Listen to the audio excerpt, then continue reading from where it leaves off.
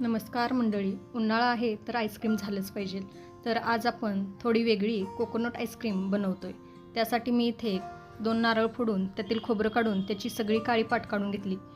नंतर त्याचे छोटे छोटे तुकडे करून मिक्सरच्या भांड्यामध्ये घालून यामध्ये अर्धी वाटी दूध घालून याला छान बारीक करून घेतलं. आता या बारीक केलेल्या खोबऱ्यामध्ये 1 वाटी साखर, 2 वाटी दूध, थोडे वेलदोडे आणि 4 चमचे दूध पावडर घालून याला छान मिक्स करून घेतलं आणि याला 2 बॅचमध्ये फिरवून घेतलं. हे आपलं कोकोनट आईस्क्रीमचं मिक्सचर तयार झालं. आता हे मी ज्या आपण भांड्यामध्ये आईस्क्रीम सेट करणार आहे त्यामध्ये घालून याला वरून सिल्वर फॉईल पेपर लावून घेतलं आणि याला 10 ते 12 तासासाठी डीप फ्रीजरमध्ये फ्रीज करण्यासाठी ठेवून दिले. आता इथे आपलं 10 ते 12 तासानंतर आईस्क्रीम छान सेट झालेलं आहे. आता स्कूपरच्या साहाय्याने यातील मी आईस्क्रीम काढून घेते. हे तयार झालं आपलं जबरदस्त असं कोकोनट आईस्क्रीम. रेसिपी आवडली असेल तर प्लीज लाईक आणि शेअर करायला विसरू नका.